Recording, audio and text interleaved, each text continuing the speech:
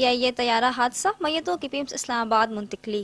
PIA طیارہ حادثے میں جاں بحق ہونے والے افراد کی میتیں اسلام آباد منتقل کی جا رہی ہیں۔ حویلیہ میں گزشتہ روز حادثے کا شکار ہونے والے PIA کے بدقسمت طیارے میں جاں بحق ہونے والے افراد کے لواحقین اپنے پیاروں کی میتیں وصول کرنے کے لیے اسلام آباد پہنچنا شروع ہو چکے ہیں۔ معروف نعت خواں جنید جمشید کے بھائی دیگر افراد کے ہمراہ PIA کی پرواز کے ذریعے اسلام آباد پہنچے، جہاں انہیں PIA حکام کی جانب سے تمام تر معلومات فراہم کی گئیں، جبکہ لواحقین کے سفری اخراجات بھی PIA ہی برداشت کر رہا ہے۔